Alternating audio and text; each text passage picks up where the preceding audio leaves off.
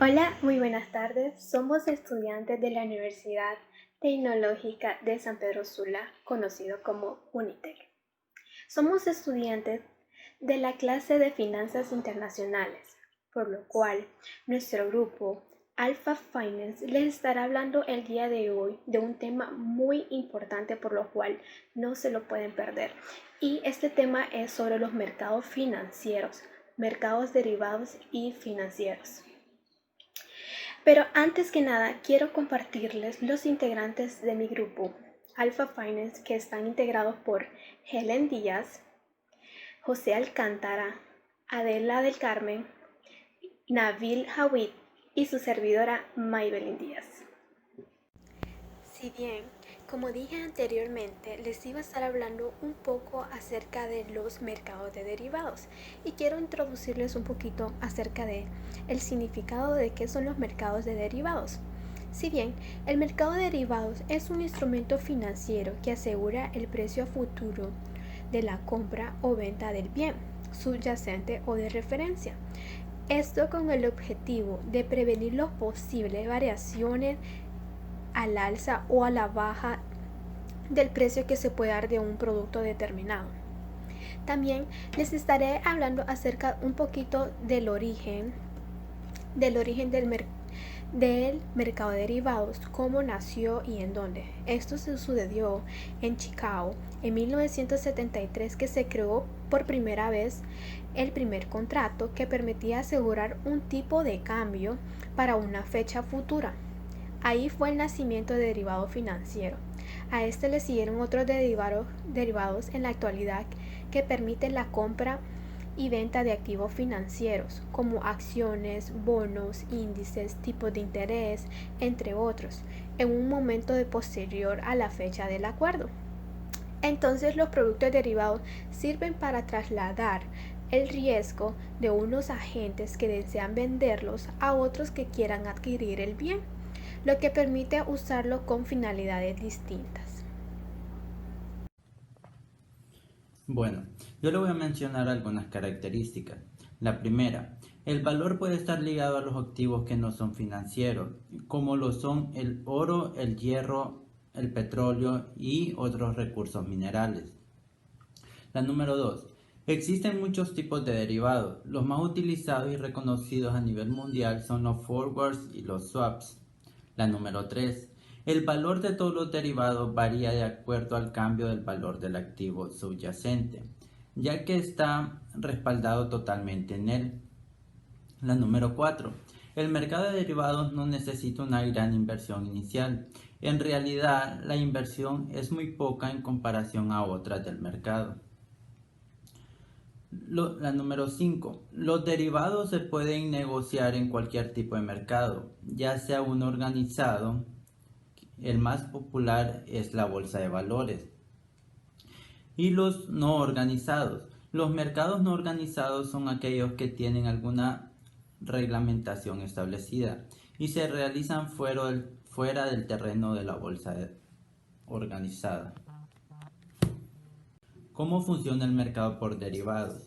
Alguien entrega un vale por un costal de maíz el día 15 de abril para entregar el 15 de julio. El bien subyacente de referencia es el costal de maíz y el vale será el contrato de futuro. El precio, el valor de ese vale por un costal de maíz va a cambiar según suba o baje el precio del maíz.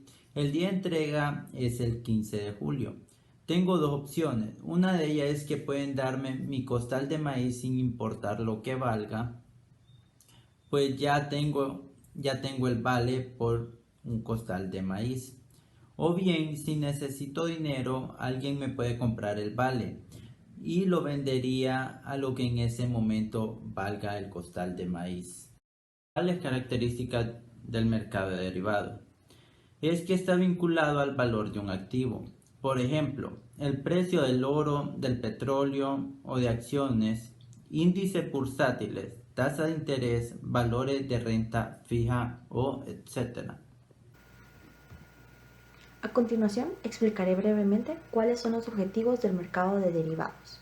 El objetivo de los mercados de derivados es ofrecer diferentes herramientas para administrar y controlar los riesgos financieros que enfrentan las empresas, obteniendo una planeación financiera confiable y eliminando o minimizando la fluctuación de los precios en los mercados. Es decir, se administran los riesgos y así también se minimiza la incertidumbre. Un punto a favor del mercado de derivados es que es posible tomar posiciones de venta sobre estos contratos, lo que permite tener beneficios aun cuando los precios o valores de sus activos subyacentes caen, y de esta forma, los derivados permitirán cubrir y asumir los riesgos, ya que se pactan ciertas condiciones, precios, fechas de vencimiento desde el momento que se adquieren. Algunas ventajas y desventajas. El mercado puede resultar muy ventajoso para las personas que realizan pequeñas inversiones, ya que al invertir en un producto que no tiene un precio establecido, puede obtener mucha ganancia, sabiendo hacer su inversión y estudiando sus pros y contras. La persona inversionista puede aprovecharse la caída del mercado de otro producto, apostando por la revaloración del mismo. Las bajas comisiones de inversión son otro motivo por los cuales las personas suelen invertir tanto en este mercado, ya que no ponen en riesgo altas cantidades de dinero. El mercado de derivados trabaja con el apalancamiento, del cual es utilizar deudas para generar ingresos. Algunas desventajas. Al no saber cuál es el precio real de las acciones o productos, puedes estar jugando con un arma de doble filo, ya que si invertiste cierta cantidad de dinero y el producto pierde valor, estarías perdiendo parte de tu capital. Si no inviertes, no ganas. Así que apostar por una sola inversión no es muy conveniente. Al tratarse de algo que no tiene valor oficial, las personas pueden especular sobre el precio de liquidación. Y al final te puedes llevar con una sorpresa no tan agradable, porque este tipo de mercado requiere un buen análisis y estudio de finanzas. Entonces, al final, si utilizas mal la herramienta de apalancamiento, puedes estar generando riesgos con el dinero invertido, por lo que se debe de utilizar con mucha precaución. Tipos de mercados. Mercados oficiales. Se sabe que son aquellos mercados que se negocian lo que está permitido por la administración de la plataforma. En otras palabras, son aquellos que escogen los activos que se pueden comprar en el mercado. Se entiende que ese mercado es el más organizado porque son las personas que desean invertir en él, pero por lo tanto deben contar con una serie de requisitos importantes, como tener un agente o corredor de valores que interceda por él durante las negociaciones. Igualmente se sabe que es un mercado bastante activo, es por lo mismo que no es tan fácil poder obtener ciertas referencias de precios respecto a los activos subyacentes y por ende es un mercado muy seguro. Si una persona desea hacer negocios dentro del mercado oficial, debe hacerlo mediante una plataforma oficial para que sus datos o algún término no pueda llegar a ser modificado por un tercero. Se conoce que en esta plataforma todo es estándar, es decir, todos los precios, los activos subyacentes y fechas no pueden ser cambiados. Eso se realiza para que no pueda afectar el mercado y su liquidación. Mercados no organizados. Se entiende que ese mercado es menos organizado que el mercado oficial. En ese mercado las personas pueden hablar de manera libre sin ninguna restricción a sus opiniones. Y cuando se tienen una gran cantidad de contratos a la vista, se pueden usar a las condiciones generales favorables. Igualmente, en ese mercado se puede buscar corredor de bolsa o un agente, pero los contratos se establecen por las personas que intervienen por él. También es aquel mercado en el que las negociaciones de bonos, acciones, derivados y otros activos se realizan fuera del ámbito de las bolsas formales y por lo tanto están sujetos a regulaciones menos rigurosas. Hola, soy Adela. Les hablaré un poco sobre los forwards. Un forward o contrato a plazo es un contrato de derivado mediante el cual las partes acuerdan comprar o vender una cantidad determinada de un activo en una fecha futura establecida a un precio determinado. Un forward, a diferencia del futuro, es un contrato hecho a la medida entre ambas partes, que no se transa en el mercado organizado, sino en mercados OTC, es decir, extrabursátiles. El cliente determina la fecha y el monto del contrato y las modificaciones de las condiciones del contrato que requieren acuerdo entre las partes. En el forward, una de las partes se compromete a entregar una moneda, ya sea de dólar americano, euro, peso chileno, yen japonés o cualquier otra moneda, en una fecha futura, y la contraparte entregar el monto equivalente en otra moneda. El tipo de cambio o paridad se determina en el momento de suscribir el contrato. Vamos a hablar ahora de los futuros. Los futuros, a diferencia actitud de los forward, son contratos estandarizados en cuanto a la cantidad y la calidad del activo subyacente y se transan en mercados organizados, es decir, la bolsa de valores. Además, están sujetos a garantías. En estos futuros, una parte se compromete a comprar o vender un número determinado de unidades de un activo previamente definido, el caracterizado, mientras que la otra parte se obliga a venderlo o comprarlo bajo esas condiciones. Existen, por ejemplo, futuros sobre commodities como el trigo, la soya o el cobre, que se transan en la Bolsa de Futuros de Chicago. Ahora les explicaré un poco sobre las opciones. Una opción es un instrumento financiero derivado con el cual se transan derechos y no obligaciones de compra o renta sobre otros. Como los futuros, las opciones se transan en mercados regulados como la bolsa. Su funcionamiento es muy similar al de los futuros, pero con una gran diferencia, que es que en el momento de la emisión del derecho de cobro y pago futuro, se genera un intercambio económico, llamado prima de emisión, que el vendedor de la opción recibe del comprador con antelación a la futura operación. Bueno, yo les voy a hablar acerca de los contratos swaps. Un swap es un contrato de intercambio de activos, también llamado permuta financiera, por el cual dos empresas acuerdan intercambiar flujos de caja futuros de acuerdo a una fórmula preestablecida. Se trata de contratos hechos a medida con el fin de satisfacer las necesidades específicas de quienes firman dicho contrato. Es por ello que se regulan como los forwards en mercados OTC o no organizados. La finalidad de un swap es convertir un esquema de pagos en otro de naturaleza diferente, más adecuados a las necesidades u objetivos de los participantes, que pueden ser tanto clientes minoristas como inversionistas y grandes empresas.